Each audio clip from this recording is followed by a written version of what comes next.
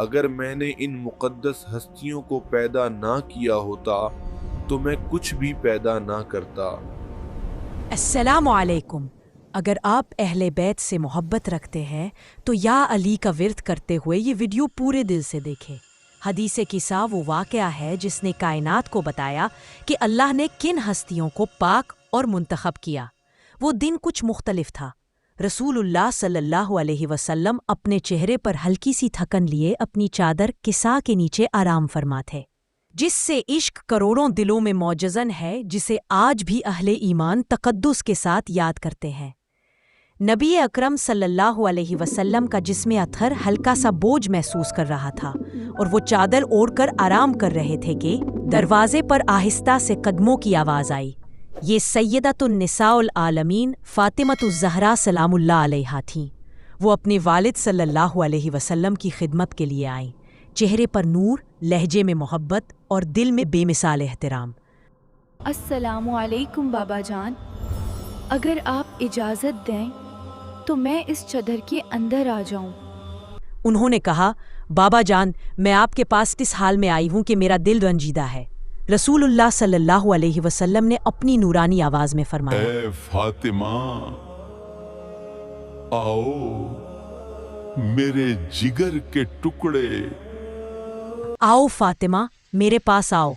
اور یوں فاطمہ بھی کسا کے نیچے داخل ہو گئیں۔ یہ وہ لمحہ تھا جب آسمان کے فرشتے بھی جھک کر اس منظر کو دیکھ رہے تھے۔ کچھ دیر بعد ننھے امام حسن آئے۔ ان کے چہرے پر روشنی، قدموں میں پیار اور زبان پر ایک معصوم سی خواہش۔ السلام علیکہ یا جدہ، کیا مجھے بھی کسا کے نیچے آنے کی اجازت ہے؟ نبی صلی اللہ علیہ وسلم نے فرمایا، مرحبا یا بنی، آؤ، میرے دل کے ٹکڑے ہیں۔ اور ایک اور نور شامل ہو گیا، حسین۔ ان کی آواز بھی وہی ادب، وہی پاکیزگی۔ یا جدہ، کیا مجھے بھی اجازت ہے؟ نبی صلی اللہ علیہ وسلم نے انہیں بھی اپنے سینے سے لگا کر کہا، آؤ حسین، میرے بچے۔ اب چادر کسا کے نیچے 3 نور جمع ہو چکے تھے۔ اسی دوران دروازے پر علی ابن ابی طالب تشریف لائے۔ وہ دیکھتے ہیں کہ گھر میں تازگی، نور اور رحمت کی خوشبو پھیلی ہوئی ہے۔ پوچھتے ہیں، یا رسول اللہ، یہ کیسا نور ہے؟ نبی صلی اللہ علیہ وسلم نے فرمایا، علی، یہ وہ لمحہ ہے جب اللہ نے چاہا ہے کہ اہل بیت میری چادر کے نیچے جمع ہوں۔ علی نے عرض کیا، کیا مجھے بھی اجازت ہے؟ آؤ علی، میری جان کے بھائی۔ یوں علی بھی داخل ہو گئے۔ اب ایک چادر کے نیچے 5 نور تھے، 5 مقدس ترین ہیں۔ جب یہ ہستیاں چادر کے نیچے جمع ہو چکی تو اچانک آسمانوں میں ہلچل ہوئی۔ عرش الہی سے ندا آئی، یا ملائکتی و سکان سماواتی، اے میرے فرشتوں، دیکھو میری زمین پر کون جمع ہے، جن کی برکت سے میں نے آسمان و زمین کو سجایا۔ میرے فرشتوں، دیکھو زمین پر کون جمع ہے۔ پھر جبرائیل نازل ہوئے۔ ان کا نور مدینے کے گھر کو روشن کر گیا۔ انہوں نے کہا، یا رسول اللہ، اللہ نے پوچھا ہے کہ ان کے نیچے کون ہے؟ یا رسول اللہ، یہ کیسا نور ہے؟ رسول اللہ صلی اللہ علیہ وسلم نے جواب دیا، یہ میرے اہل بیت ہیں، فاطمہ ہے، علی ہے، حسن ہے۔ علی، فاطمہ، حسن اور حسین۔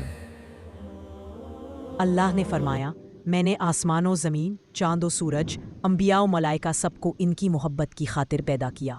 پھر وہ لمحہ آیا جس نے ان ہستیوں کو ہمیشہ کے لیے پاکیزگی کا تاج پہنا دیا۔ انما یرید اللہ لیذھب عنکم الرجس اہل البیت ویطہرکم تطہیرا۔ اللہ چاہتا ہے کہ اہل بیت سے ہر طرح کی نجاست دور کر دے اور تمہیں پاکیزہ کر دے، جیسا پاک کرنے کا حق ہے۔ إنما يريد اللباه لينذهبوا عنكم الرجوس أهل البيت ويطهروكم تطهيرا۔ اس دن فرشتوں نے زمین پر اتر کر اس واقعے کو سجدہ کیا اور آسمانوں پر جشن نور منایا گیا۔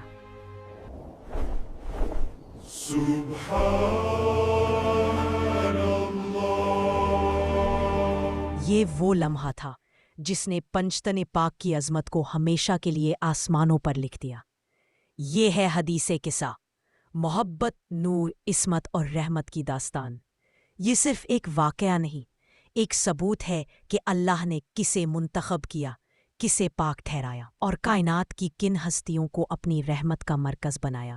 جو لوگ اس حدیث کو دل سے پڑھتے ہیں اللہ ان کے گھروں میں بھی رحمتیں نازل کرتا ہے۔